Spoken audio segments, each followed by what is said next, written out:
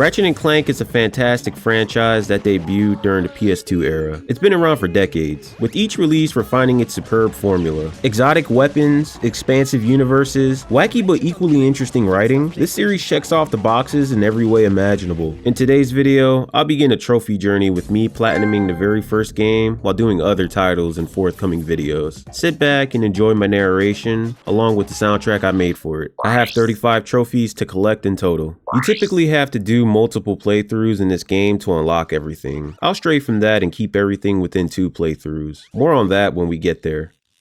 And as usual, beware of spoilers. Other than that, let's get started. Our game begins on the planet Veldin. We meet our first protagonist, Ratchet. He's at home trying to fix his spaceship so he can go on adventures. Unfortunately, he needs a specific part to finalize this project. Final step, attach robotic ignition system. Thank you for using help desk technology.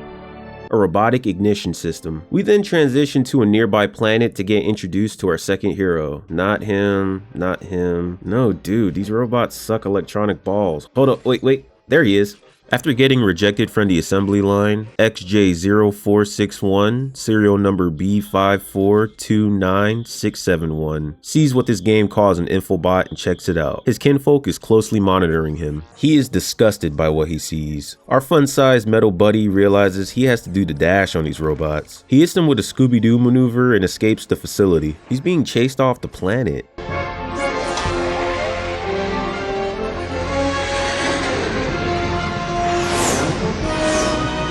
These robot stormtroopers manage to get a lock on him and shoot him down. This causes him to crash land on a nearby planet Veldin. Ratchet notices the crash as it happens near his house. His injury mode is what I look like after a Taco Bell binge. Let's see what's up. We gain control of Ratchet and are notified by the Gadgetron help desk. This help desk facilitates our tutorial and provides additional assistance. Whacking things with this wrench has never been more fun. Hearing the sounds of those bolts fill my heart and my in-game wallet with joy. Making our way through the main path has us killing these Tasmanian devil frog hybrid animals. They look like something straight out of hell. The combat soon evolves to platforming. We have to jump over some areas to progress. We're soon introduced to this game's health item, also known as nanotech. Getting hit by an enemy will cause you to lose a unit. 1 box of these babies will restore that. You know who could really use nanotech? These robots, that too. I have a bomb glove. Yep, you actually start this game with a weapon. The game does tell you toward the end of this segment, but you could start supplying the population with a healthy dose of bombs right away if you so choose. Fighting through this last wave of enemies triggers a cutscene. Ratchet finally meets the robot visitor. He briefly holds him like Simba and then heads back home. Waking up, he goes ahead and talks to Ratchet. Interesting. Yay! You're quite handy with your wrench. He wants to see if we can help him find a public figure. He goes by the name of Captain Quark. He explained why he needs help, which leads him to show Ratchet the infobot that was watched on the previous planet. This introduces us to the game's antagonist, Chairman Drek. This guy looks like someone tried to clone Arnold and Gerald and failed in the process. He's a slimy blarg businessman with super evil plans to disrupt the galaxy and destroy most, if not all of it. His fart cloud of a planet has become so polluted and overpopulated and poisonous that it's become practically inhabitable. This anchor-headed dweeb solution to this is to construct a brand new world, using pieces extracted from the best parts of other planets and stitching them together on some Sid Toy Story type ish. The gadget he's using to extract these planetary pieces would be a good time if I had a couple beers in me. Huh? What? We can't just let him destroy mankind as we know it. Ratchet tells him good luck in getting Captain Quark to assist him. He sees no way he can help himself. XJ0461 then proposes that Ratchet can at least provide him the transportation to a place where he can at least find Quark. He also reveals to Ratchet that he can make his ship functional by providing the missing robotic ignition switch. Ratchet has no choice but to agree. Deal. Drek, who has been tracking us, spots us leaving the planet and puts a hunter on our tail. Our fellas formally introduced themselves while flying. You can stop calling me sir. The name's Ratchet. Pleased to make your acquaintance, sir. You got a name? My serial number is B54296. Oops. I'll just call you Clank for short. Yeah, I like that name a whole lot better. We get a quick cutscene of Drek flexing his muscles on the planetary chairman of 1’s, who's against what he's doing. Yeah, this guy does not care at all. Alright, next stop, Planet 1’s. Let's see. Hey, Ratchet, looks like there's metered parking over there. Hey, wait, hey!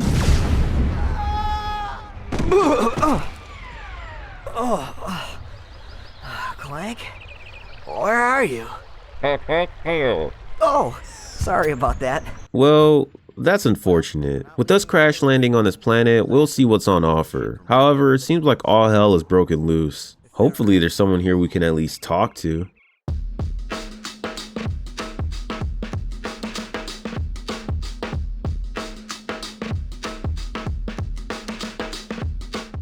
Ratchet, this is no time for you to become cautious. We have reached our goal. I don't know.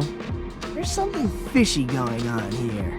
As mentioned, Planet Novalis is the first level where things officially kick off. We initially get a scenic view of what we'll come to know as the Tobruk crater. Right off the bat, I have to say the Ratchet & Clank games have excelled at multiple routes within the level. You see, you don't have to proceed with the main quest. Most planets have diverging routes that usually lead back to a central hub. This was a neat structure for the levels, as you felt like you were exploring and uncovering the mystery of these worlds. Returning to certain areas is normal because you lack a specific gadget or upgrade. This game pulls this off well most of the time. I feel like it does wear on you later toward the end. Before I go out and cause some mayhem, I'll want to restock on some supplies. Gadgetron vendors are spread throughout each planet. They also sell you ammo for your favorite guns, but an even more remarkable thing they do is sell you brand new weapons. Yup, new weapons will be available for you to purchase on most planets you visit for the very first time. Of course, with those hard-earned bolts. You're also accompanied by a vendor who's really chill.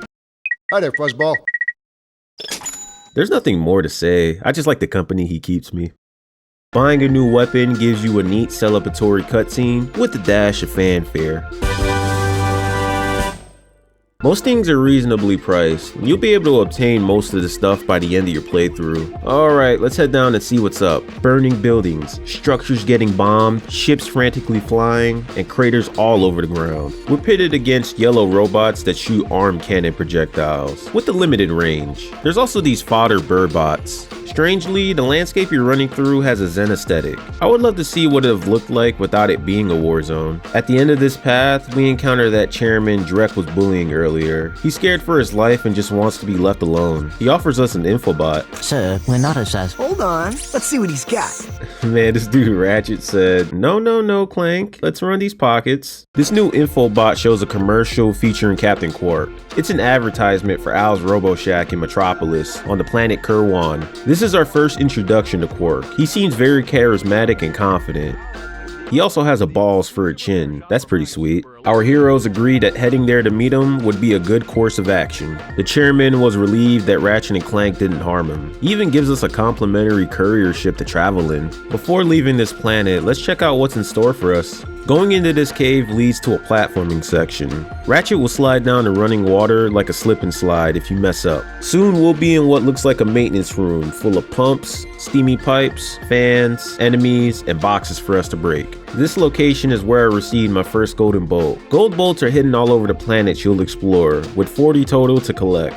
They serve as a collectible of sorts. They're necessary for endgame content. I'll elaborate more on that when we finish the story. I should also mention skill points and their purpose. You, as a player, will have specific challenges to accomplish for each location we visit. It might involve shooting several vehicles out the sky or completing a section without taking damage. I have 30 skill point challenges to complete. Whenever you accomplish a task, you'll see this notification.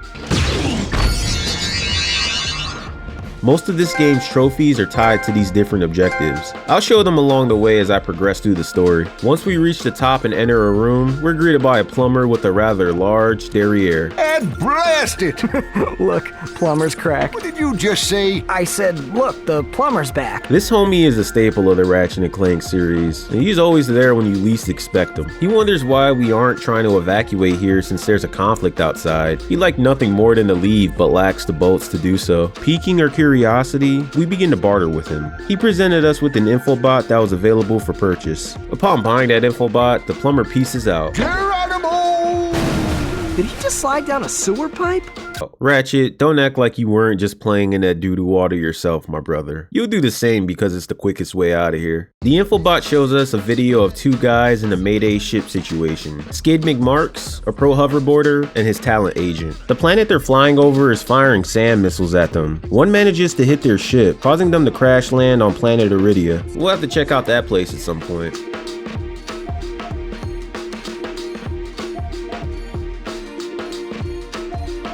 For the take aim skill point, I'll have to shoot down one of the Blarg airships flying above me. Knocking down that ship will also get us a trophy with the same name. With that, our work here is done. Let's depart from here and head to the next area on our list.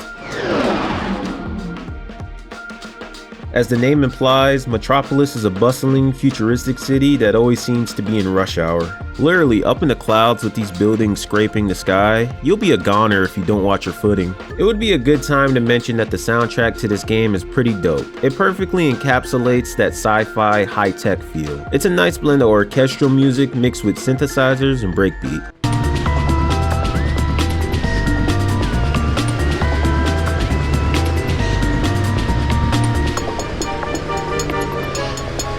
There's something about the media portrayal of the future in the late 1990s and early 2000s that just has me in a chokehold. I love that specific aesthetic so much, it's so cozy to me. The main objective here is for us to track down Captain Quark and see what he can do for us. Hey, what's this robot doing over here? We're promptly greeted by the robot and presented with an obstacle course challenge. Nice. Excuse me, Captain, but we have more pressing issues. We urgently need your assistance. Clank, you know that ain't no damn Captain Quark. You're a robot, you should know that. RoboQuark lets us know he'll be on a nearby planet attending a hoverboard event, which is a good lead. This obstacle course is fun. It's filled with wall jumps and has its fair share of moving platforms.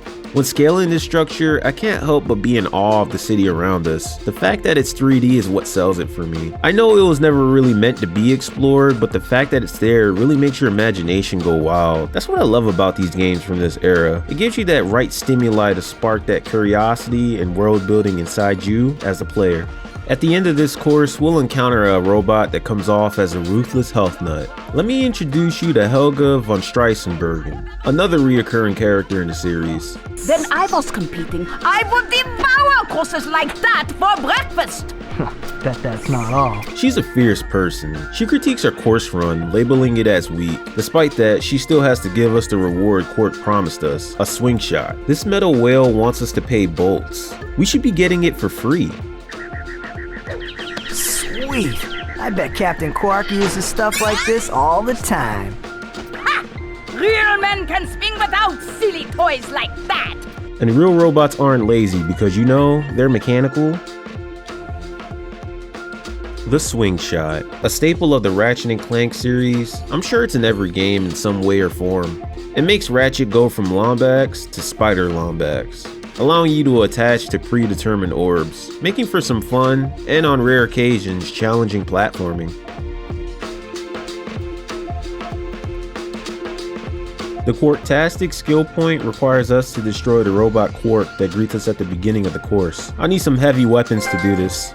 The road to the real Quark is paved with many hostiles trying to stop you from progressing. There's these buff red dudes that shoot guided missiles at you. Those same guys sometimes operate helicopters and try to light you up with machine guns. Something is telling me these folks don't want us here. This is all topped off by these robot dogs that are just pure fodder. Eventually, your path leads you directly to Al's Robot Shack, where you meet Al himself. Al is a brainy and borderline obnoxious fellow. He reeks of actually energy, and I'm here for it. Hey, you're that robot guy, right? No, actually, I build robots. I myself am not a robot guy, per se. Nerd. I like him. Unfortunately, he hasn't seen Quark since they shot that commercial. I guess there's nothing he can do for us. He notices Clank and gets a nerd boner over the internal parts he runs off of. It turns out Clank can receive a helipack upgrade. This is a huge plus for us. We just have to pay a fee for the service. Ratchet, am I cool now? Yeah, you the man, Clank. You're welcome. Getting the helipack increases the height and distance we could cover, making traversal just all around better. Once I get acquainted with the concept of gliding, I'll go on to complete a quick skill challenge by jumping from this high point and positioning myself under this robot statue. I did it later on in the game with the jetpack instead of the helipack. Moving on, we find a handful of enemies to waste. A train station is waiting for us at the end. These guys who drop mines always catch me off guard. It's like they know I'm about to blitz them. Oh look, a wall of boxes filled with bolts just begging to be toppled. One gold bolt later, and I'll soon find myself on a moving train. I have to flex these goons and get to the infobot. The projectile's trajectory is weird while riding on this train. This is especially true for you as the player when you fire shots. They just curve around your targets. No worries, let's see what this infobot is all about. Hey, come back here. We're treated to a video call with Drek and his robot lieutenant. They're discussing the prep work to harvest this planet. The robot lieutenant says everything is going to plan, but yeah, it's going off without a hitch, eh? This robot looks like he's smoking a pipe bomb. Ratchet and Clank feel confident in handling these future adversaries. That infobot got us coordinates to a new destination, planet Eudora. All that's left is to grab this last skill point and then we can leave here. I'll have to shoot down one of these flying blimps for the blimpy skill point. I'll use a specific weapon for this. There's no trophy attached to it. My next stop will be planet Iridia. Let's see if we can find Skid and his agent. Outpost X11 is an area very much under construction. There's a derelict metallic structure that sits in the center. Look at it, just sitting there, menacingly. It's pretty mysterious and is not welcome to strangers, that's for sure, with its perpetual nighttime spooky vibes and all. There's sand and what I presume to be quick mud? I don't know, whatever it is, make sure you're not caught up in it. Running down this alley, we'll encounter our missing star athlete, Skid McMarks. He has a hippie stoner vibe that just makes him chill. He sprained his ankle and wants to get back to his ship. The only problem is that the path to his ship is guarded by these sand sharks. They look like walking 3D Doritos with teeth. We'll agree to help him get rid of these tasty snacks in exchange for a spare hoverboard. They're actually pretty easy, especially if you have the pyrocitor in your inventory. Just flame and spray. There's a fixed number of sharks and respawning pods you have to destroy for this quest. In no time, we finish this quest. Skid hooks us up with the brand new Z3000 hoverboard. Oh shoot, dude, you can't even buy these! Having this board is nice, as we can now look forward to doing the hoverboard races whenever the opportunity presents itself. Let's see what's going on in this compound. The path that leads there has more of the walking 3D Doritos. There's also these welder robots that are committing a chain of OSHA violations with their sweeping flamethrower attacks. I love this detail of him putting his mask down as if it matters, because, you know, you're a fucking robot.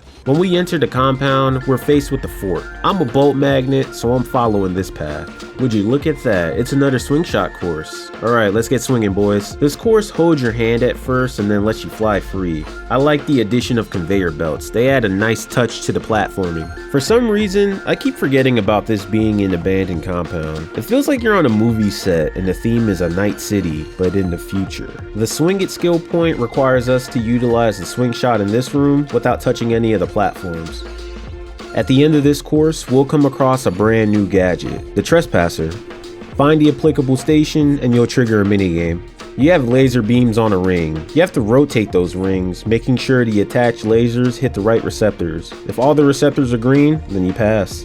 And as to be expected, these puzzles do get more complex as you go on. Let's go back to that fort. There's some more of these welder robots. This area involves blowing foes up and platforming with conveyor belts. Some are at different elevations, so your approach has to be creative. That soon opens up to a mini area. I imagine you weren't supposed to have the helipack upgrade here because I'm just bypassing most of the platforms. It looks like someone is waiting up here to speak with me. Hey, it's Skid's agent. He's in a frenzy due to his star athlete missing. We could tell him that we encountered him earlier and he's doing fine, but I mean, screw that guy. He perfectly sums up the relationship an agent would have with their client. And an agent without a client is like a flea without a dog. That's such a nice quote. The agent wants us to race instead of skid. He also has something for us if we bring him back a prize.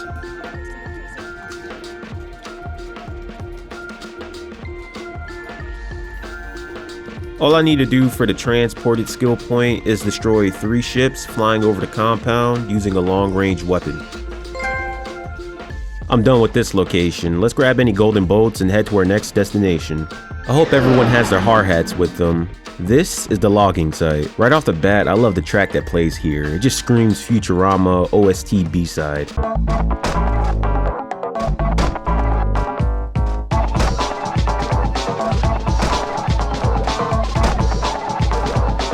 With this being a logging site, you should expect an abundance of heavy equipment and machinery. Of course, there's inept robots there to operate them all. Our enemies have no problems using their tools against us, whether it's saws or axes. We have some small-time blarg minions to deal with here as well. They're more or less accurate with how they shoot.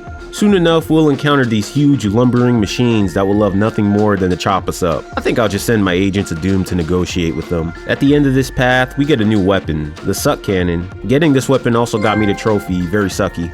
What do you mean by that? This path leads back to the center of the level, where I could utilize my trespasser to bypass this door. We're then faced with some light platforming that includes our swing shot. Man, who would have known that Insomniac Games would be the ones to take this mechanic further with the recent Spider-Man games they've been blessing us with. We have another trespasser puzzle at the end, along with the cutscene. Turns out that the robot lieutenant doesn't want the smoke. We made him poop out an infobot. You sure showed him. I suppose I did. Don't worry, Clank, I believe it was you. This infobot is an advertisement for one of Drek's tactical blarg stations. Then you need to know about BTS. The location is abbreviated to BTS, but it confuses me because there were no South Korean pop stars there. Just grind rails, deadly abominations, and freaky dudes playing with the suck cannon. The place seems like Ratchet's cup of tea as he convinces Clank to go there. I guess that's gonna be our next stop. Before I go, I'll knock down 10 ships flying around in this starting area for the NE10 skill point. This unlocks the vehicle bombardier trophy. And we're off to the Blarg Tactical Station. This place is pretty spooky. At least that's the vibe it gives off, with it being overrun by things that want to kill me. This map in the Nebula G34 just knows how to get the atmosphere right. With this being a place where scientists conduct research for gadgets and tech, there should be something here of value to walk away with. We have a couple paths to explore, so let's get started. Passing these obvious hazards, we're introduced to a pathway filled with things that want nothing more than to harm us. Look at these walking boogers. They're the true abominations if we're being honest. These critters love sticking to the ceiling and hiding in boxes too. I kinda hate them. We also have these Space Ranger guys who look like humanoid Patrick, but if he was a part of Buzz Lightyear's Star Command. They have a pretty easy attack to dodge, but can overwhelm you if you're fighting other things and forget to jump. At a certain point, you'll be exposed to these guys. Referred to as alien snappers, they mean business and will shrug off most of your attacks. You gotta hit them with the heavy artillery. You'll keep navigating a couple of small hallways and mini arenas until you encounter the Queen Snapper. For this boss fight, I'll have to defeat the Queen Snapper while only using the wrench, which is a lot easier said than done. The battle isn't bad if you keep moving around and use all your tools effectively. Chip her health and give the minions the old wrench-a-rooney. Getting the skill point also unlocked an additional trophy. Unlock the sketchbook.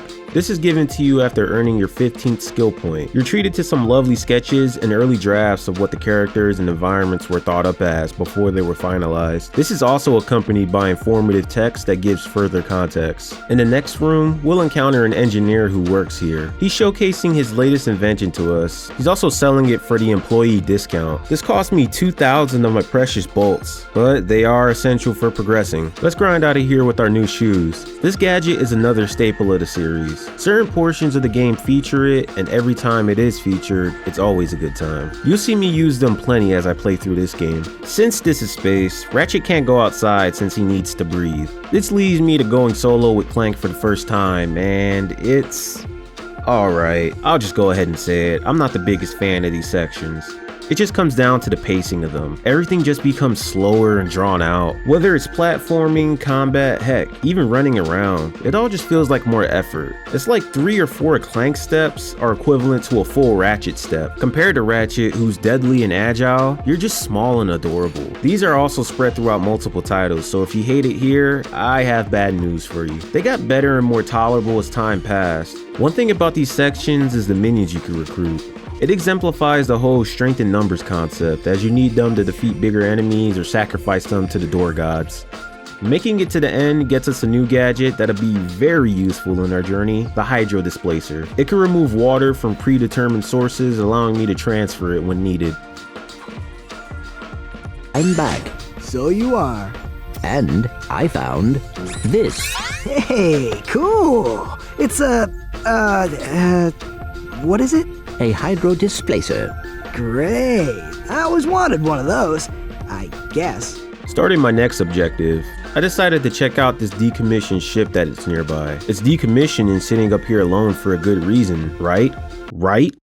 Great value Buzz Lightyear immediately greets us in the first room, which is never a good sign. All of these rooms are infested with enemies. Eventually, we'll get to a control room, where we'll have the last few enemies to clear. A big shiny red button. Why do I feel like I'm gonna regret this? A self-destruct countdown is gonna eradicate me and everyone on board. Let's not waste any time and get out of here while scooping this infobot while we're at it. Making it back to the main hub, we checked out this infobot and got a news report from Darla Gratch, reporting from Blackwater City. She talks about the hoverboard race and how Quark is present to gift the grand prize for the championship. She is also shortly mobbed by a slime that is not YSL affiliated. I'm 100% positive. What do you guys say? Should we ditch this dump and get our hoverboarding on?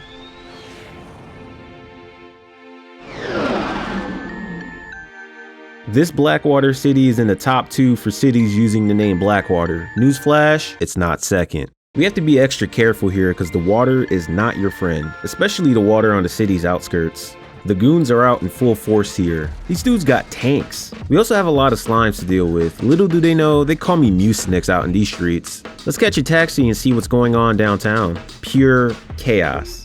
And I have to clear it out. And who are you? You want the smoke, buddy? Rhino for your robot. Trade you. Well, okay. Ratchet. I'm kidding. Sorry, he's not for sale. What's a rhino anyway? Rip ya a new one. What did you just say to me? R-Y-N-O. Rip ya a new one. Why, that's the most powerful missile launcher in the galaxy. I know it's worth a lot of bolts. He must have stolen it from the Blars. Stolen? Look, trash can. Did I say's anything about it being hot? You better watch your mouth or I'll... Wait, don't tell me. Rip you a new one. 150,000 bolts, huh? Well, that's certainly not happening anytime soon. I'll catch you on the flip side though, that's for sure. I'll end up returning here in the endgame to get the Cluck Cluck skill point. This requires me to use a weapon I get called the Morpho Ray. It turns this tank into a chicken. Having the O2 helmet equipped makes this virtually effortless. After fighting my way through an underground arena and navigating my way through a dangerous maze, we'll find myself in front of the host of the hoverboard race series. A Zoomerator is the prize that's available for me to get. Before we start, I feel like I need to correct something. What is it?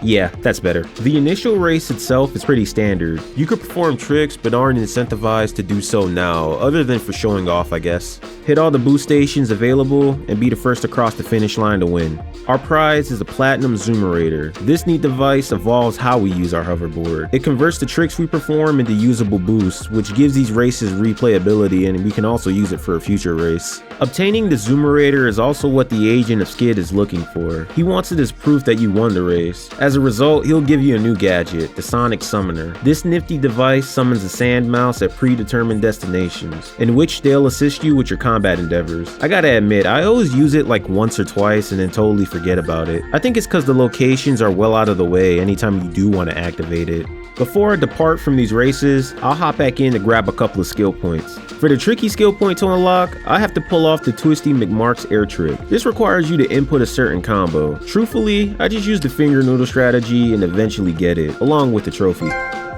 During another race, I'll focus on my finish time. I need to beat a course time of 1minute 35 seconds. That's a lot easier said than done. There was a lot of boosting, and a lot of times I just straight up cut the track. All that's left is to seek out Captain Quark. Let's head down that objective path. It looks like we got a little hydro displacer puzzle to kick things off. I have to mess with the water level so we can progress further. Soon enough, we're put to test with the trial. I have to race rising water or I'm a goner essentially. This is surely not for the faint of heart. One too many slip-ups and you're practically doomed to a watery grave. Oh hey, check it out. It's Quark's trailer. Hey, press conference is over. Captain Quark don't want no more reporters bugging him in his trailer. Well, this guy is gonna make it challenging for us. He secretly thinks we're paparazzi trying to get candids of Quark to sell. Rightfully so, I suppose. Now, save it. I know how it works. You convince me to let you in, you snap a picture of the captain in his underpants, then you sell a picture to the info tabloid for 1 million bolts. You've got it all wrong. Meanwhile, I'm stuck here making 6 bolts an hour, and I have to listen to a lecture from that cheapskate Quark. So you don't get in unless I get a kickback. In advance. Have you considered, breaking crates, you dumbass? I just got a week's worth of pay right in front of your eyes. Well, just like any other greedy POS, he wants us to pay him a fee to see Quark. Morals be damned. So here he is. The man, the myth, the legend himself, Quark claims to know us and cuts straight to the chase. He wants us to assist him in the fight against evil. He wants to whip us into hero shape. He shows us an infobot in which like 30 seconds of the runtime is just him stroking his ego. This message invites us to meet him at his headquarters and audition for his team. It's kind of strange to go through all these hoops to become a hero, but I could get with it, I guess. Hey, did you hear that, calcium cannons? I'm gonna be a hero. Planet 1’s, here we come. This place doesn't seem suspicious at all. Is this really where Quark decided to put his headquarters? Speak of the devil, he immediately greets us upon arrival and is still acting pretty strange. He seems trustworthy. Everything here is lifeless, and to make things worse, those same lifeless things want to take your life. There's machines that shoot bombs and bullets. Minds that get really excited when they see you and want to play tag, and even a couple of fishes who want to have you for lunch. The course changes during its progression. Sometimes it evolves to you making sure you watch where you step or maybe press a couple switches to open up stuff. After this portion that has you navigating with the hydro displacer, you encounter Quark face to face on his not so suspicious catwalk over lava. Well, you two continue to surprise me. Step into the ring of heroes, and I will finally give you what you deserve. Ratchet, this is no time for you to become cautious. We have reached our goal. I don't know. There's something fishy going on here. Listen to your little metal friend, Ratchet. Your destiny is mere steps away. It's just something doesn't seem right. This is it. Quark is going to help us stop Chairman Drek. Why, thank you, Clank. You've been most helpful.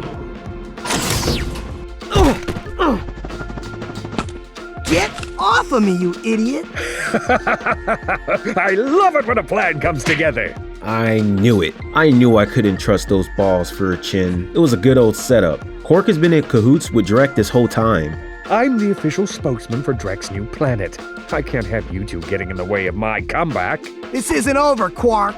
He'll definitely get his, but first we have to survive this. The fight itself is pretty easy. The attacks being thrown at you move slowly. Once you whittle down his health, you have to make him walk across one of the 3 designated bridges, then proceed to the next stage. Keep moving, keep jumping, and most of all, keep firing. The last thing you want to do is get into an area where he can't reach you. He has this vortex move that'll scatter all your ammo. It's super annoying. After the fight, we watch a quick infobot video. In it, a military commander is in the middle of battle. He's demanding support from whoever's watching.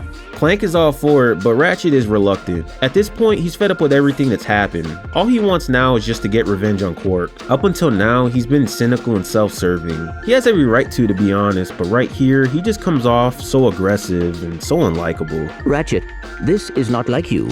What do you know about me?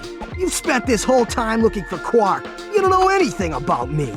I know that you will do the right thing. This game especially shines in the relationship between Ratchet and Clank themselves. It really feels like the origin story of 2 unlikely individuals coming together and learning how to achieve their goals. It pays off big for you as a fan because you see how the chemistry just blooms, not just in the game but throughout the entire series. Ratchet, in his blind anger, forgets that the thing he needs to start his ship has been traversing with him this entire time. Clank agrees to start the ship if Ratchet takes them to the military commando instead of getting his revenge. Hopefully we can stop Drek and Quark before it's too late.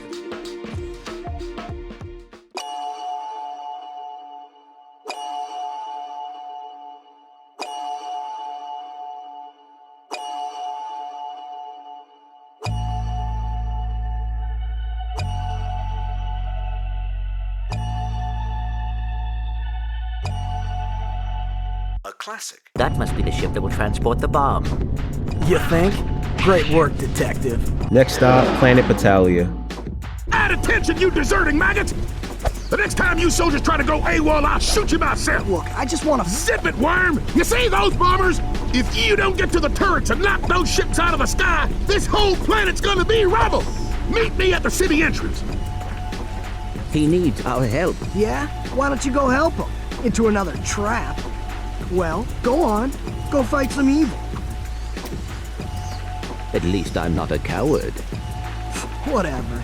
As soon as I find Quark, I'm selling you for scrap. Dude, everyone is on edge here. Welcome to Fort Kronos. As you may have observed, there's an all-out war taking place right now. Let's give some support while exploring this place for what it has. Taking the main path led me to the beings terrorizing this place. We got fodder robots that electrocute you, more Drek's foot soldiers. They're robots that aren't half bad at aiming, and even tanks. The last one ain't no joke either, you need to hit hard and waste no time doing so. After a few enemy encounters, we'll soon make our way across the bridge that leads to the fort. The commando tells us the fort is currently inaccessible and wants us to use other means to gain access. The alternate route he suggests is a nearby ventilation shaft, but we don't have the equipment to scale that right now. From now until the end of the game, we'll have to hop between planets and backtrack to get through certain sections. I don't want to have to keep narrating while jumping back and forth between planets, so I'll cover all the objectives for the planets as they come along. I hope you don't mind. The commando ends up awarding us with an infobot. Here we have Drek's goofy behind speaking on camera. He's still talking about his nasty planet somewhere out in Doo-Dooville. He's just regurgitating his plan of extracting pieces of neighboring planets to create a new one here. Nothing new. Through the power of editing, I'll skip the backtrack and just cut to the part where I'm using the magnetic boots to scale the fort's ventilation shaft. Moving around in these feel weighty, and it also gives your perception a good little exercise. I always thought it was weird that Ratchet could swing his wrench and it wouldn't get stuck on the metal. I'm probably thinking about it too much. Inside the fort is the same lineup we've been facing on this planet, with less space to operate. I would go on and use the sand shark to destroy all the tanks on this map. This gets me to eat lead skill point as well as the eponymous trophy. Hey, I know you two. Look, the plumber's back. Very funny. Yeah, Ratchet, that's rude. Our fearless blue-collar hero is working on a turret to repel the fiends attacking. He just needs someone skilled enough to use it. That's where we come in. This turret section is pretty easy. If it moves, just blast it. Once we take out the last ship, the plumber hooks us up with the metal detector. It's a nice way to get spare bolts, and as you'll learn, we'll need a lot of them by the end of the video. A lot.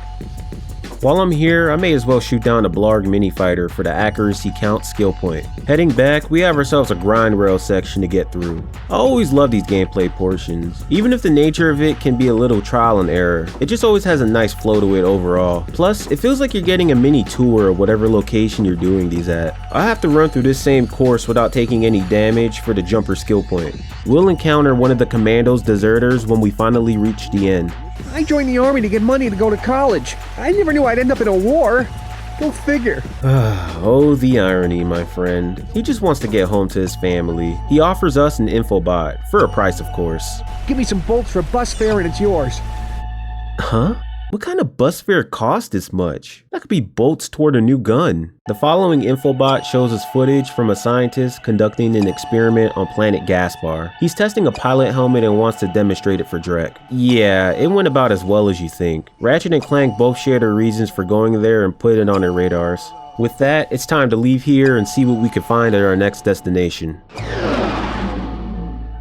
I won't lie, this place gave me a run for my money. This is a good spot to place this Blarg depot. There isn't much to do here in terms of mission content. I felt like I spent more time exploring here and being immersed in it. Alright, let's get it started. It was around this time that I realized not having a dedicated strafe made this game more challenging than it should be. You do actually get a strafe later on in the form of a Clank upgrade. I'll discuss that later though. Even then, it's still really not up to par. Lining up your shots with these yellow robots could be tricky, especially if you don't know what else is waiting for you. This room right here, it just becomes a ballet of side jumping while trying to get your shots off. Soon enough, after fighting through enough ambushes, we'll find ourselves in the same area that we saw in the infobot, and there goes the pilot helmet that piqued our interest. All that's left here is the remaining gold bolts and skill points for me to gain. I just need to shoot down 5 ships of my choosing with a turret for the gunner skill point. The destroyed skill point requires a lot more effort. There's a less traveled path off to the side at the beginning of the level. You have to traverse it while blowing up 10 Blarg destroyers. Destroying them is pretty straightforward. They're all hooked up to refueling stations. Blowing them up causes a chain reaction. Explode 10 for a skill point and a trophy. I think that's all she wrote for us here. Let's move on to somewhere new. Ratchet can't breathe the toxic air here since he's an organic life form. I feel this attempt at playing as Clank is more engaging. This makes sense since when we were just dipping our toes with the first one they introduced. Some new gameplay additions have been added, like the ability to send your companions through these teleporters since they aren't really agile. Eventually, we'll come across these magnetic boots that we'd end up needing back in Battalia. along with the trophy, Lombax Magnetic. For the second half, you'll be doing the same stuff you did in the first half. The scale of what you'll be going through feels much bigger though. You got bombs exploding in the field, a maze with deadly fireballs, and even a grand battle waiting for you at the end. This battle was a highlight for me. You have to recruit up to 10 minions, and you're just terrorizing your enemies. It reminds me of a certain game with a certain gang mechanic. I just can't put a name on it. In the end, we find ourselves an infobot for the taking. Better not let Ratchet see this one. This man says that like Ratchet doesn't want to slap him upside the head with the wrench already. Returning to the ship, Clank gives the metal boots to Ratchet and lets us see the infobot. It's an ad for a vacation spot out on the planet Polkataru. There are some useful things for us to check out there. Honestly, I could really use a tan. We have just been... Look, we'll go just long enough to pick up the O2 mask. Perhaps the extra oxygen will help your brain to function properly. Ooh. Yeah, and maybe the salt water will rust your mouth shut. Damn. You boys really going through it, huh?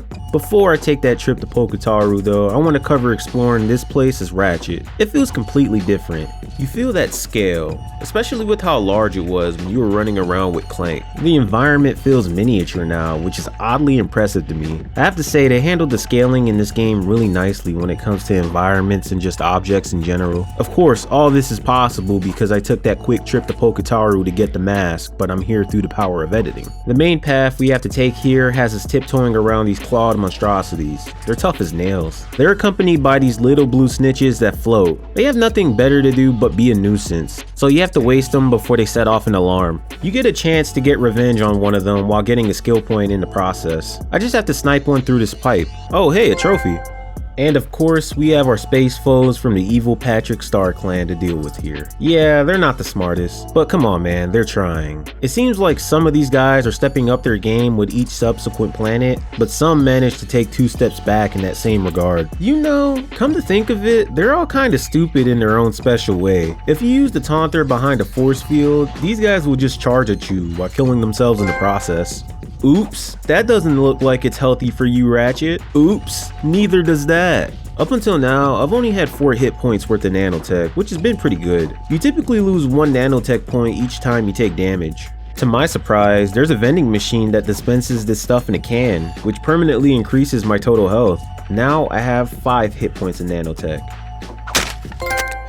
There's another upgrade available in the form of Ultra Nanotech, but forget it, I'm nowhere near close to affording it. I'll come back at some point for it though, I guess. Let's go back to this fork and take this other path. Hey, that's a nice infobot. I could really use it. So yeah, for the stuff that we have here, you ain't shit for that, my boy. The adventure continues. Our handy magnetic boots will get us to where we need to be. Flamethrowers, birds chomping my ass from behind. These guys are really bringing the fight to me, huh?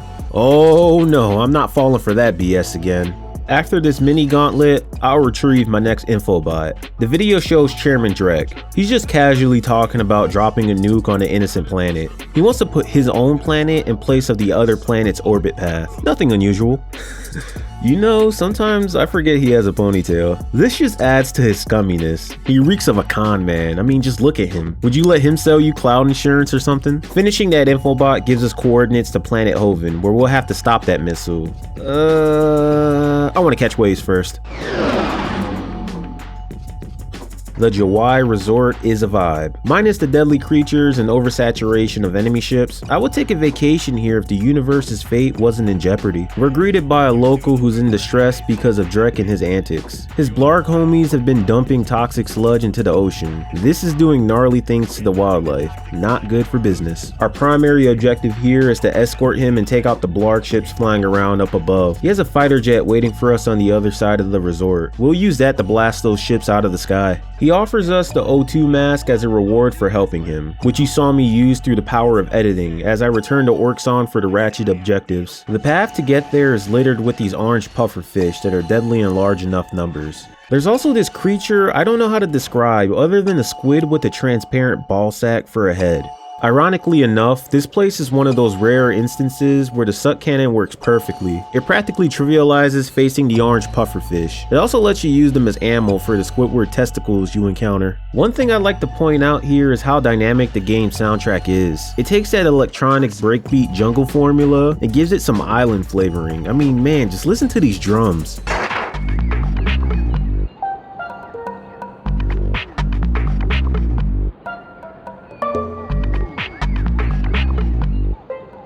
This screams that you're on vacation, but you're also fighting evil enemy hordes. So, we get our boy to the end as promised, only to find a fighter jet locked behind a switch that we can't trigger without a move from an obvious upgrade. Of course, we'll have to pay for this. It'll be worthwhile as it's a new pack for Clank. In this shop, we'll meet Al's brother, Bob. His head is more Jimmy Neutron shaped, and his voice has a country twang to it. I taught that idiot brother of mine everything he knows. Look, if you want some real hardware, I can fix this little fella up with a thruster pack. The thruster pack is neat in almost every way. I mean, it looks cool, but we also get new moves with it. Now we can strafe even though it's not the smoothest. Most importantly, we unlock the power slam move, which we will need it to access the next area. And would you look at that, we have air, ladies and gentlemen. Now this air combat section isn't anything too crazy. You just have to shoot the transport ships while occasionally shooting down the minion ship here or there. I just love how detailed the scenery of this world looks from up here. The islands off in the distance have that fog. They're just begging to be explored. I also have to mention that even though I'm playing this on the PS3, the fact that the PS2 version had all these ships flying around in different directions and could still all be destroyed is impressive to me. I don't know if that's weird for me saying that. You would think that there would be some kind of compromise or trade-off, but the game runs perfectly fine and this section plays just like it should. Our mission is complete. We now have a new jetpack and an O2 mask for future endeavors. I have to achieve 2 skill points here. The first one is Alien Invasion. This requires me to shoot down 3 Blarg saucers. I specifically use the Visibomb gun for this.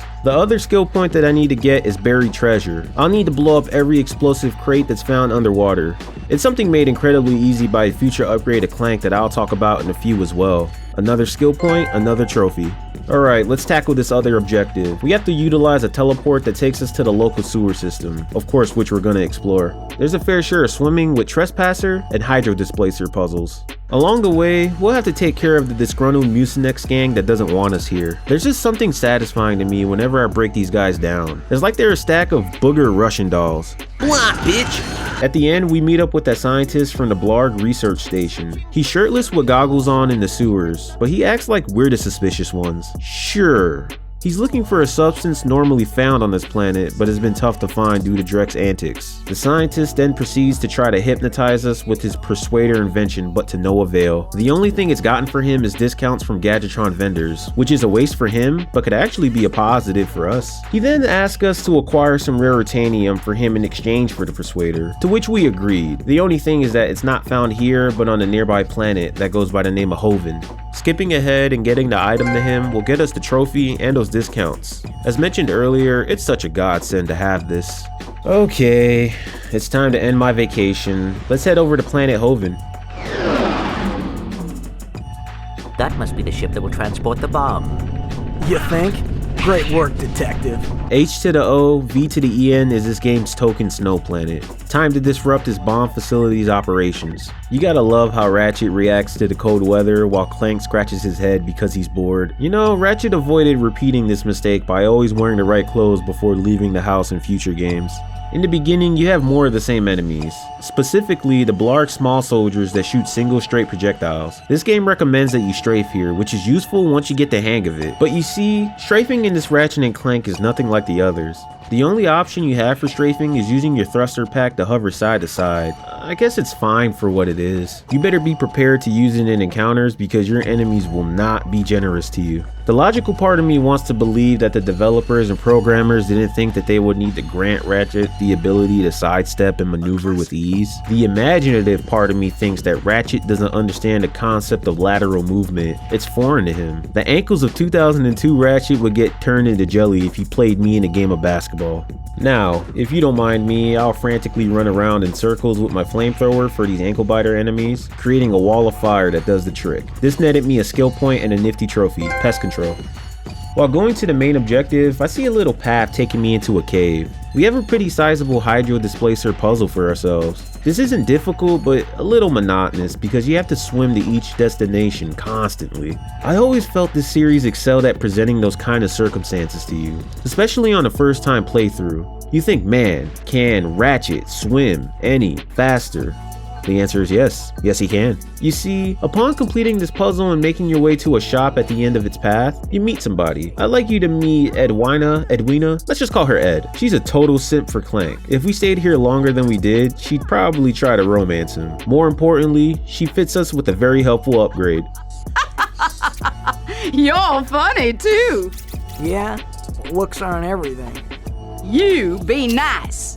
Shut up, Ratchet, before I stick you on my back and put a propeller up your butt. She's trying to help us, dude. She fits us with something similar to Al and Bob's modifications. The Hydro Pack allows us to swim much faster and smoother than before. Strong enough to go against currents. It's a godsend for underwater traversal. Getting back, I noticed we have some new enemies to care for here. Proximity mines, and a dinky helicopter. They can't be serious. Did they like put a backup unit on patrol for this planet? I mean...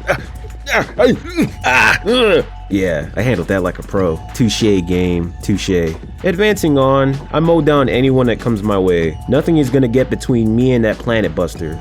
Oh, what's that? You're trying to set me up, game? Well, guess what? It isn't happening. It's clutch time. Our target ship is starting to leave. Luckily, there's a conveniently placed turret for us to shoot it down. One turret section later, and we're good. Now hold up, this thing is powerful enough to eradicate an entire planet. Shouldn't it just explode because it was dropped anyways? Here's a more accurate depiction. Yeah, that's better. It's a video game, so I guess it could pass though. Upon destroying that ship, we get an infobot. It's Drek talking about operations that will be taking place at a nearby moon base. He's preparing to attack the planet that neighbors the base, while also stealing power generators from that planet. We must get to the moon base and stop Drek. No, we have to get to the moon base to find Quark. If Drek is there, Quark is probably with him. But Drek is going to destroy that city. We must get to the base. That's what I said. No, that is what I said. Fine. Fine. Fine. Alright, cool. We got the coordinates to Jamilk. Oh my god, bro. Gemlik? Whatever it's called. Moon base is acquired. Stop looking at me. I can read, I promise. Before I head over there, I'm gonna tie up a few loose ends here for skill points and gold bolts. First, I'll get the other skill point for this planet by destroying 5 innocent helicopters with my Devastator. Hello, early birds. After that, I'll explore this path to get the rare Raritanium I would give that shirtless scientist. One noticeable thing about this portion of the level is that you have ice you can skate on. It's slippery as expected. What would a platforming ice level be without some obstacles being thrown your way? It's worth noting that Ratchet does not fare well in the freezing water. He turns into an entire block of ice. I'm talking full-size Ed, Ned, Netty popsicle, instantly. So we have to be extra careful. It doesn't help that I'm tempted by the bolts spread all over the ground. It's like they knew I couldn't resist. Thank goodness for Clank. Time-sensitive switches and slippery floors are never a good mix, especially for creatures like Ratchet and me, who are bound by the normal rules of gravity. All hail the jetpack. At the end of this path, we meet with the miner who seems to be having a problem. Oh, heck. Is there a problem, sir? Y'all wouldn't have any spare parts, would you? Help yourself. Oof. The shade between these two should not be underestimated. The rocks that the miner is trying to salvage keeps breaking his drill. It turns out that the rock is the rare Raritanium we actually need. Ratchet just goes full chiropractor on the machine and gets it working without a problem, leading to a symbiotic transaction. Our time on Hoven is done. Next up is the G base in space. On our way, we're given a little preview of what Drek and Quark is up to. He pretty much tells Quark, bro, you're a sidekick. Now get in this expensive starfighter and be the good enforcer that you are. This place is pretty unsettling to me. Not in a horror scary way, but more in like an isolated, you're not invited kind of vibe. It looks like it belonged to a space company, but Drek wiped them out and his goons made this their new home. Each area is sectioned off and barricaded by gates. You have to navigate around all the different hazards being thrown at you. Even the weak goons upped their game and decided to start using mounted Gatling guns. I mean, at this point, they just want bloodshed. I always die at least once or twice because I forget something about this place that catches me off guard. Oh, you think my bullets stop here? Nope. Do you think you're safe down here? Nope. Do you want to line up a shot against me? Guess what? I fight back, you little wimp. It does feel kind of refreshing in a way. It keeps me on my toes and forces me to be unique in approaching my enemies, whether by trying a different gun or applying a different method. This little section indoors further embodies that. It lulls you in with its calm platforming over the Nickelodeon colored slime. It really makes you reflect on your life choices. Then boom, Drek's goons start to get tactical. It's like they read a scouting report on Ratchet and know he's not coordinated laterally, so they set up and try to rush me after these upcoming swings. We just have to handle this the old way. Now you might think, well, J.Mat, why don't you use the Visibomb gun here? I'm broke, nigga, I'm broke! It's not available for purchase yet. I'd actually get the opportunity to purchase it on the next planet after here. Speaking of the Visibomb gun, I would later use it at this location to take out these stationary cargo ships. After a few more encounters and a ballroom-sized ambush, we'll find ourselves face to face with our nemesis. Yeah, it's about that time. We gotta put our hands on Quark. We gotta show this guy we mean business. The battle itself is not too tough. Despite me being a pinball towards these explosives at the end, I did get it in one go. It's cool to see the foundation being laid for what we'll get with the space combat in future installments. Down goes Quark! We get a trophy for defeating Quark and a new ship. Most importantly, Ratchet and Clank realize how much havoc Drek has already caused through an infobot. They begin to see each other eye to eye. It's a beautiful thing to watch this happen right before us. This is a lot bigger than you or me. I was really selfish focusing on Quark. It is not too late to stop Drek. Hey, yeah! We've got this new ship! Let's go get him! Now you are talking. With our patched up relations and a new ship, we'll continue this adventure. Maybe we have what it takes to stop Drek after all.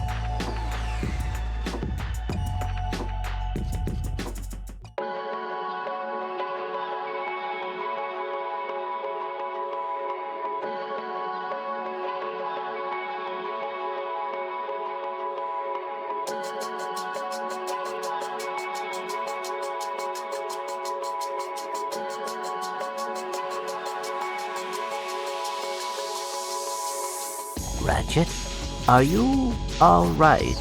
He is going to pay! Boom! Down goes Clank. Ooh, it got you good, didn't they? This scene would have played out like this if Ratchet was still acting petty. Clank, come on, wake up! Captain Quark? You got knocked the fuck out! So for the first time since the beginning of the game, we have to play and complete this level while only using Ratchet. You think this wouldn't change much, but you realize just how integral Clank is to certain parts of the gameplay. It definitely nerfs platforming and movement in general. Plus, this place has been put through the ringer, gloomy weather, hostile enemies around every corner, and more. That's the feeling of the chips being stacked against you, which you don't really get that much in this game. A positive thing about me being here is that I finally have enough bolts to buy the Visibomb gun. This is needed for many of the collectibles, side content, and heck, even some of the tougher enemies. I first decided to tackle this path that transports me upside down while wearing my magnetic boots.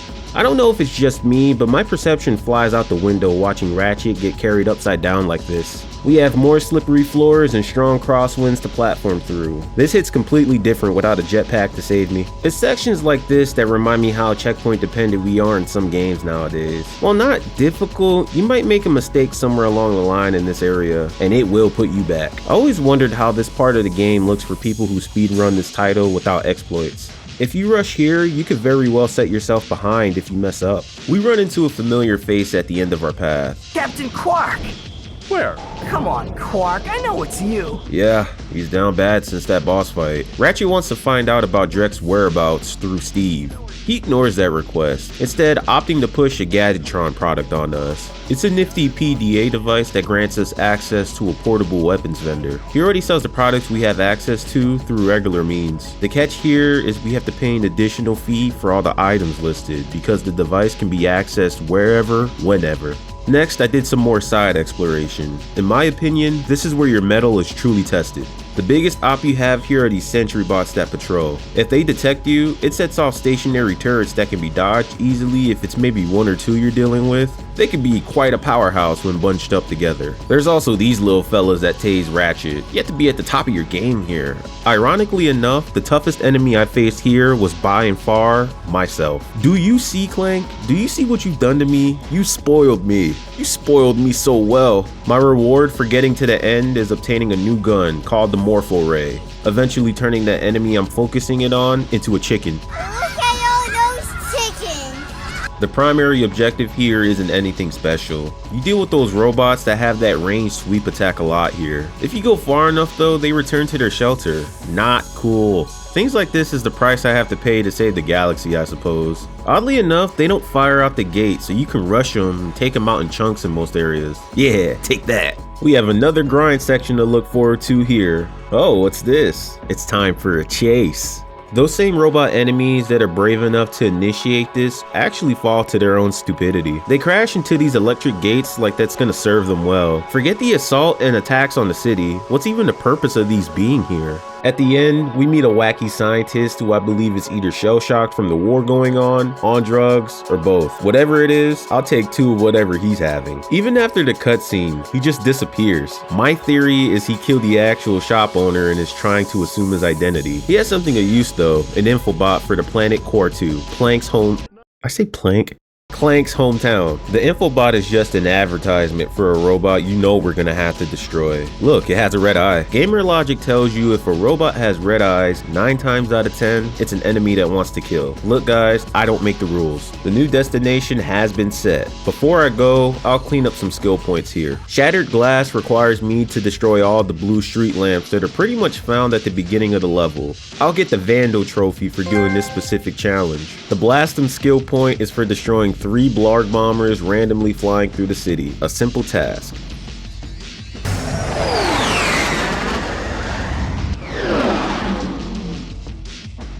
Core 2, Core 2, Core 2. Oh, how much do I appreciate you as a planet. Why, you might ask? One specific item here trumps most of the gadgets we've acquired up until now. Alright, so boom. Off to the side, there's a small obstacle course for you to get through. It's super easy to do with the Hydro Pack and O2 mask. You get rewarded after progressing past the laser and activating the doors by swimming through the rings. And behold, the bolt grabber. I'm a simple man. I'm a happy camper if I could pull bolts from a further distance. You don't realize how helpful this is until you actually get this gadget. Especially if this is your first time playing through the game, because you'll be breaking the bank to afford anything as you progress. And believe me, there will be bolts that are just out your reach that you wish you could get. As for the other side objective here, we have a Godzilla style Clank brawl to look forward to. The scientists working on the Ultra Mechs have lost control and want to destroy these advertised robots.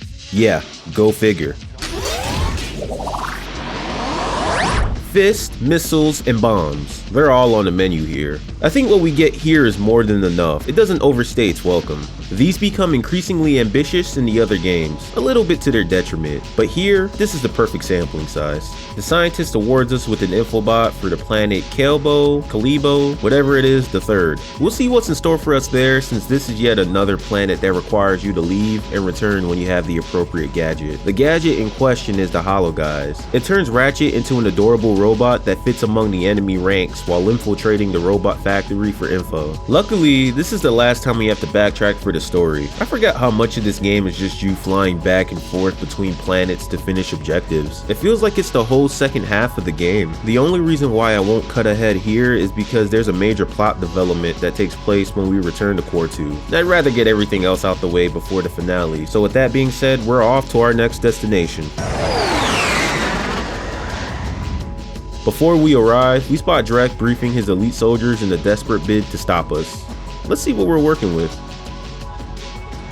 Okay, ooh, you got trouble guys, look at that. Is it me, or do these guys remind you of those federal agent ninjas from that episode of Courage the Cowardly Dog? I love the theme song that played whenever they would appear. This place has a wonderful aesthetic. It leans more toward future architecture. It's also unique as this is the actual headquarters of Gadgetron. You know, the weapons vendor that's been giving us the guns to destroy things across the galaxy. Let's get down to business. The first enemies we encounter are Drek's new goons. They can fly. We also got these guys that stick to you and blow up on a set timer. I found the jetpack strafe useful here. It even allowed me to bypass these oddly placed moving walkways. Approaching the building, we'll enter this not so suspicious room with these not so suspicious explosion marks. Uh-oh, this can't be good. There's test dummies using the same weapons that I have in my arsenal. I have become the test dummy to the test dummy. Yup, if you visit the Gadgetron headquarters, you can take the wrong turn and end up at what could be your funeral. I imagine this can't be good for the company's online ratings. It's not just this room either. You have 2 others like it, each with weapons that increase their intensity every round. On top of all that, the final stretch of this path has you face a gauntlet of enemies while making a deadly trail mix of the crash test dummies you had to fight leading up to here. I have to admit, watching them go at it is kinda entertaining. I like controlled chaos, that's for sure. At the end of this path, we'll encounter the Gadgetron CEO himself. He's also a talent scout for a hoverboard company. Yeah, there's hoverboard races on this planet. He wants us to showcase his boards by winning a race while using one, all with the Hollow guys as a reward. The hoverboard race here is an improvement over the last one. You can boost thanks to the Zoomerator and even fire at your opponents. The course you're racing on has a dope design with hidden shortcuts and everything. I would eventually get a skill point and a trophy for getting a trick score of at least 4,500 points. We beat the race. Clank promotes the board we used in the most middle-aged dad way. Yo, dudes, for the freshest boards in the galaxy, check out the new XZ88 from Gadgetron. It's so hot, it's cool. I think I got the wrong guy.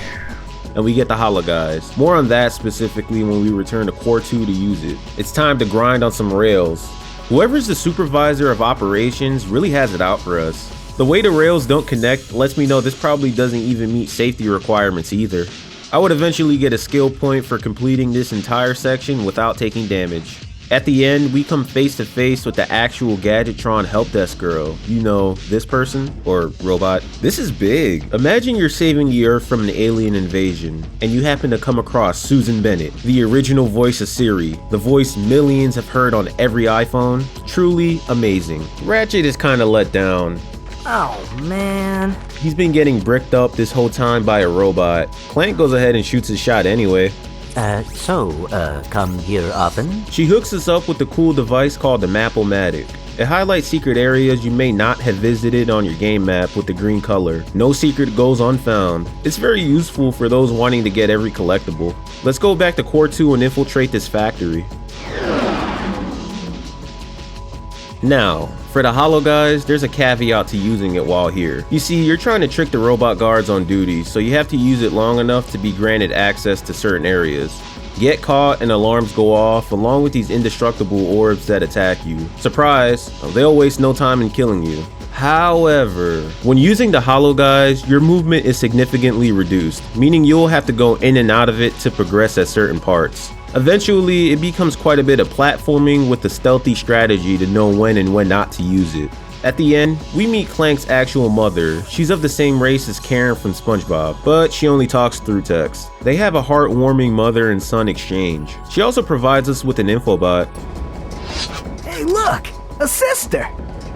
Okay, that's kind of funny. The infobot presented to us shows Drek in full crash out mode. His planet is complete. The only thing standing in the way of the project being finished is a little planet he intends to destroy. It happens to go by the name, oh, that's Ratchet's home. He's got a new toy called the Deplanetizer that will fire a laser and blow it into smithereens. It's a bit overboard, but okay. Ratchet is understandably mad, and rightfully so. Are you alright? He is going to pay! Excuse me? It shouldn't have taken me this long to see it! Drek is going to find out what happens when you mess with my home! What are you smiling at? This is the Ratchet I always knew was there. It's about time we gave Drek his comeuppance. He finally realizes the big picture, and it's a wonderful moment. It all comes full circle. You have to love the character development here. I will try to make you proud, Mom.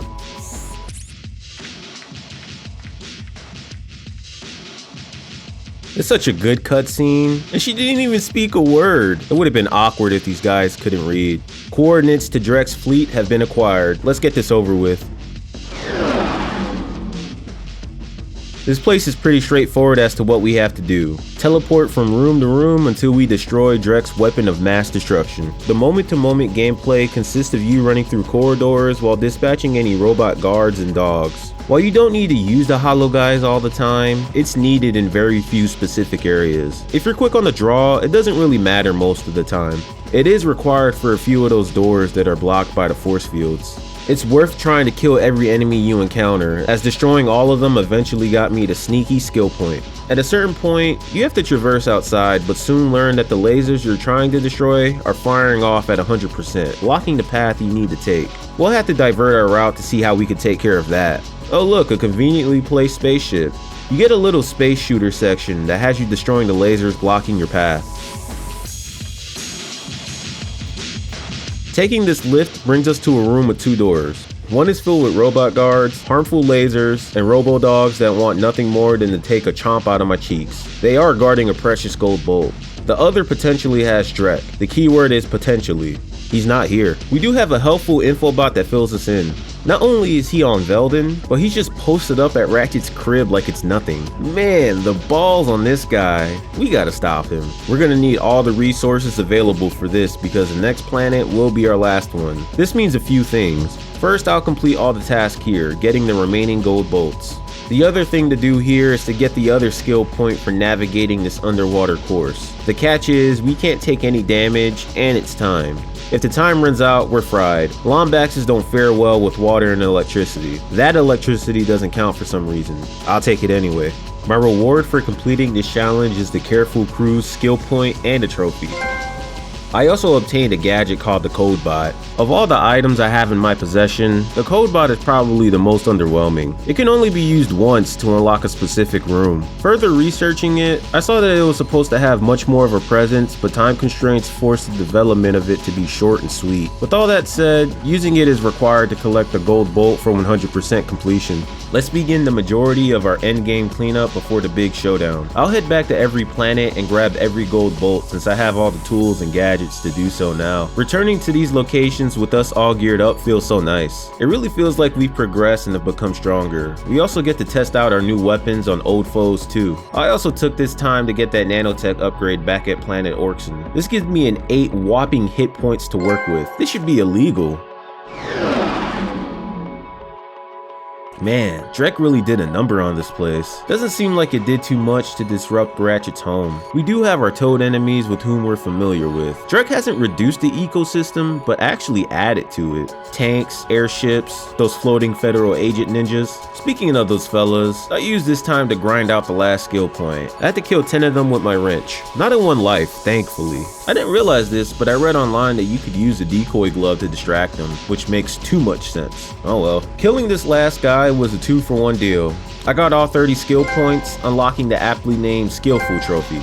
The crux of this map is an amalgamation of all the things you've been taught while playing this game. There's puzzles centered around all your gadgets and a chance for you to refine your skill with most of the weapons you have in your arsenal.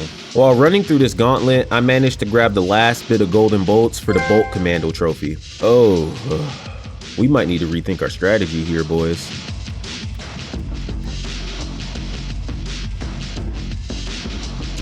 Much better. Take this, and a little bit of that. Playing as the big Clank power fantasy doesn't last long as Drek finally decides to show his face. This time, he's packing heat. Worst of all, he doesn't want to play fair in any capacity. After starting the fight with him, he decided to shrink us back to our normal size. Now we really got the chip stacked against us.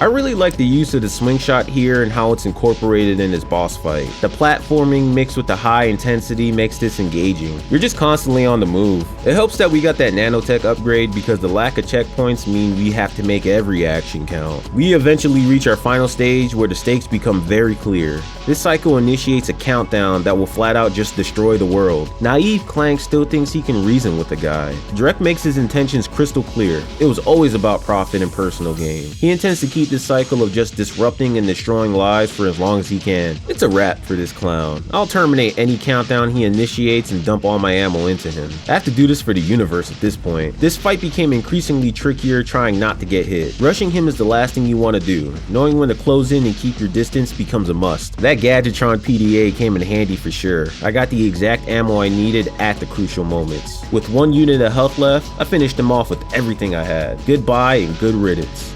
The only thing left is to get rid of Drek and his monstrosity once and for all.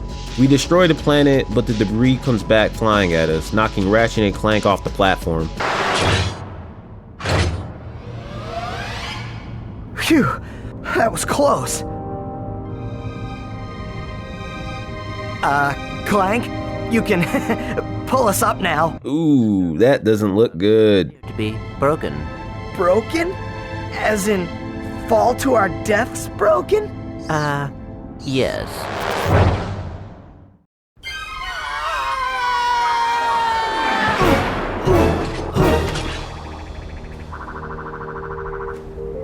That was close. Thanks. My arm appears to be badly damaged. You'll be all right.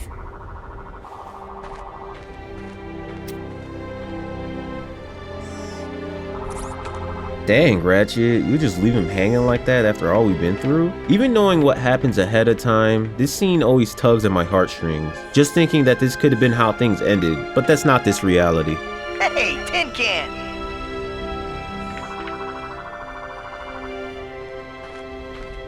Where do you think you're going? We, still need to fix that arm. Ratchet really pulled a... I can fix that.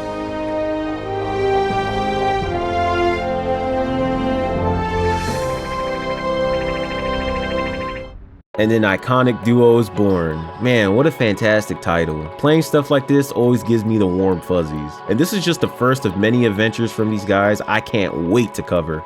We'll get our 30th trophy for defeating Drek in that boss battle. I already have all the skill points, which removes a lot of legwork. I also got all the gold bolts I needed in addition to the regular bolts I use as currency. All that's left now is getting the last bit of trophies, which means I'll need a ton of bolts to afford certain things. We'll enter New Game Plus, which this game refers to as challenge mode. This mode allows us to keep our weapons and most items obtained, but resets our game progress to the very beginning. Challenge mode also gives you access to bonus content with the awesome goodies menu. Here you can get insight into the behind the scenes stuff and the New Game Plus content, like the actual skill points list. The only thing left for me to do trophy wise is acquire all the golden weapons, which is a pretty expensive endeavor. I also have to get my hands on that elusive rhino. Okay, let's see here. Most walkthroughs I read stated that it'll take me another 4 to 5 playthroughs. That's dreadful. That's like 30 to 40 hours of playing the same content over and over and over. Oh brother, this grind stinks! I'll show you 4 to 5 playthroughs. Talk about getting 1 million fucking bones. 1 million bones is a lot of freaking bones. You know how much you gotta put down payment on a house out in Eudora with that kind of money? The frick? Bumps my butt. You guys know exactly what I'm doing here. It becomes a requirement unless you want to keep playing through the same game multiple times. Many hours later. Oh, would you look at that? Time flies.